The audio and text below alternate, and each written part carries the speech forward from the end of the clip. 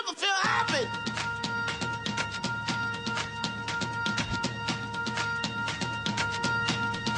Never feel happy. No, you won't. Until you try. You never feel happy. Vivre avec le VIH, c'est maintenant l'émission d'une heure chaque semaine pour parler des questions qui comptent dans la vie des séropositifs et de ceux qui les aiment, mais aussi pour parler de santé sexuelle et de prévention.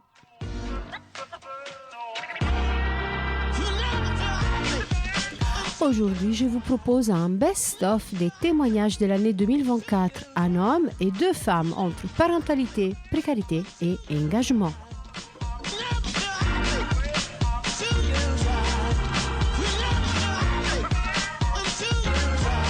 Pour réagir à tout ce que vous entendez, vous pouvez nous contacter par téléphone au 01 40 40 90 25 ou à travers notre site internet comitédesfamilles.net. Vous pouvez également passer par notre compte Facebook ou Instagram. Nous ne sommes plus sur Twitter.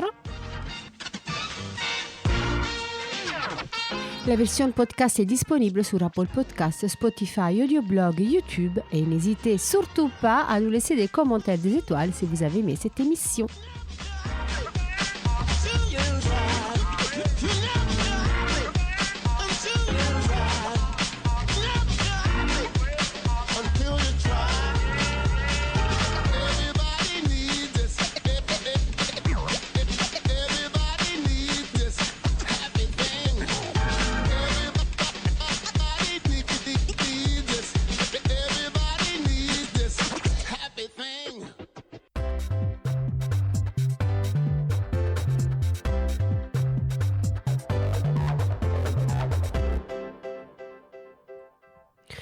Et comme je vous ai dit, aujourd'hui, je vous propose des témoignages, un best-of. En fait, je me suis retrouvée, vous savez, c'est les moments des rapports d'activité. Et je suis allée regarder un peu les émissions que nous avons faites en 2024. Et il y a en particulier 3 témoignages parmi d'autres qui m'ont touchée. Bien sûr, il y en a beaucoup. Nous avons fait beaucoup de témoignages l'année dernière dans cette émission. On va aussi en faire en 2025. Et du coup, aujourd'hui, je vous propose un homme, 2 femmes, parentalité, précarité, engagement. Je vous laisse les découvrir, les écouter. Ils essaieront de se présenter. Et n'hésitez pas surtout à récupérer ces témoignages sur notre site internet où il y a l'intégralité de cette émission. Je suis d'une origine qu'on va pas dire un peu africaine, voilà, et tout. Je viens en France un peu dans l'adolescence. Donc je suis steward et je vis dans Paris en fait. Depuis très peu d'ailleurs, parce qu'avant je vivais dans le 95. Donc j'ai emménagé il y a pas longtemps. Et donc voilà quoi. D'accord. Et alors, disons ton parcours depuis que tu as découvert ta séropositivité il y a 10 ans. Comment ça s'est passé ?